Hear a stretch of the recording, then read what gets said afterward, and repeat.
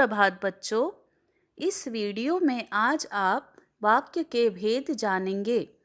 Video के पहले भाग में आपने वाक्य के विषय में जाना कि सार्थक शब्दों का व्यवस्थित तथा क्रमबद्ध समूह वाक्य कहलाता है। वाक्य के दो मुख्य अंग होते हैं, उद्देश्य और विधेय। आइए अब वाक्य के भेद जानें।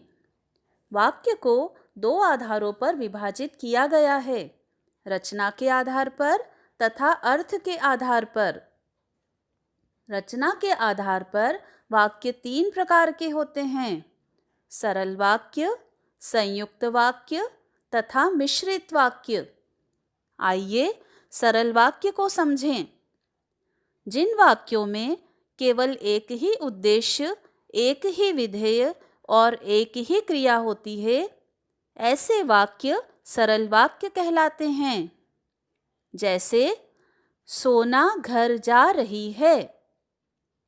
इस वाक्य में सोना उद्देश्य है तथा घर जा रही है यह विधेय है। एक ही उद्देश्य और एक ही विधेय होने के कारण यह एक सरल वाक्य है। संयुक्त वाक्य, जब दो या दो से अधिक सरल वाक्य योजक की सहायता से जुड़े होते हैं, तब इस प्रकार बना वाक्य संयुक्त वाक्य कहलाता है। जैसे मैं पौधारोपण करूँगा और मेरी बहन उसे पानी देगी। इस उदाहरण में मैं पौधारोपण करूँगा एक सरल वाक्य है, मेरी बहन उसे पानी देगी यह भी एक सरल वाक्य है। ये दो सरल वाक्य और योजक से जुड़े हुए हैं, इसलिए यह एक संयुक्त वाक्य कहलाएगा। मिश्रित वाक्य, जिन वाक्यों में एक प्रधान तथा अन्य आश्रित उपवाक्य हों और दोनों जितना उतना, यदि तो, जैसा वैसा आदि योजकों द्वारा जुड़े हों, तो उन्हें मिश्रित वाक्य कहते हैं। जैसे यदि परिश्रम करोगे तो सफलता प्राप्त करोगे। ये दो वाक्य यदि और तो इन योजकों द्वारा जुड़े हुए हैं, इसलिए यह कहलाएगा मिश्रित वाक्य। अर्थ के आधार पर वाक्य के भेद। अर्थ के आधार पर वाक्य के 8 भेद होते हैं, विधानवाचक वाक्य, निषेधवाचक वाक्य, प्रश्नवाचक वाक्य, आज्ञावाचक वाक्य, इच्छावाचक वाक्य, संदेहवाचक वाक्य, संकेतवाचक वाक्य तथा विस्मयादिवाचक वाक्य। आइए विधानवाचक वाक्य को समझें। ऐसे वाक्यों में किसी क्रिया के करने या होने की सूचना मिलती है, मतलब किसी काम के करने की या होने का पता चलता है। जैसे कुत्ता भौंकता है, यह एक सामान्य क्रिया है, इसलिए यह कहलाएगा विधानवाचक वाक्य।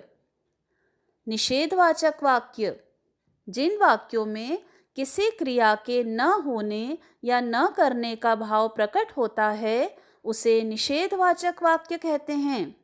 जैसे मैं टेनिस नहीं खेल सकती हूँ। इस उदाहरण में बालिका यह बता रही है कि वह टेनिस नहीं खेल सकती है। नहीं का भाव होने के कारण यह एक निषेधवाचक वाक्य है।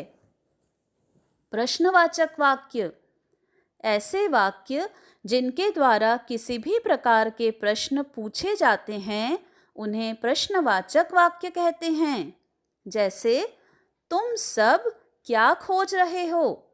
इस वाक्य में प्रश्न पूछा जा रहा है और वाक्य के अंत में प्रश्नवाचक चिन्ह भी लगा है, इसलिए यह एक प्रश्नवाचक वाक्य है।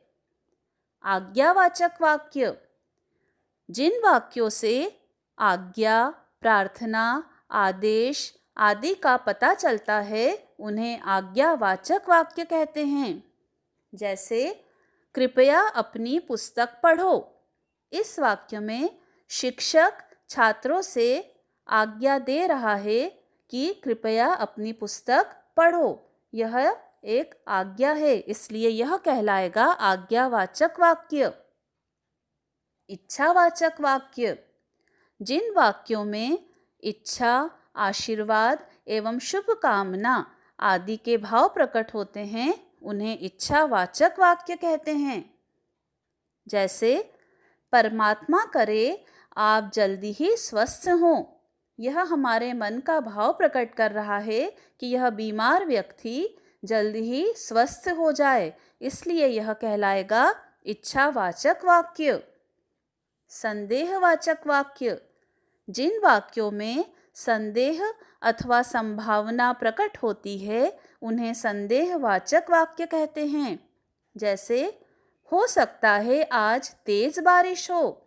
इस वाक्य में संभावना प्रकट की जा रही है कि हो सकता है आज बारिश बहुत तेज हो, इसलिए यह कहलाएगा संदेहवाचक वाक्य। संकेतवाचक वाक्य। जिन वाक्यों में किसी एक कार्य का होना किसी दूसरे कार्य पर निर्भर करता है ऐसे वाक्य संकेतवाचक वाक्य कहलाते हैं। जैसे अगर वह सावधानी रखता तो दुर्घटना नहीं होती।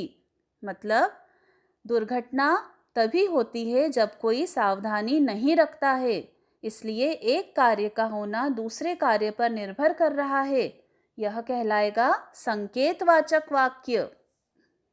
विस्मयादिवाचक वाक्य। जिन वाक्यों में विस्मय, घृणा, शोक, खुशी, पीड़ा आदि के भाव प्रकट होते हैं उन्हें विस्मयादिवाचक वाक्य कहते हैं। विस्मय का अर्थ होता है आश्चर्य। जैसे हाय राम, यह क्या हो गया।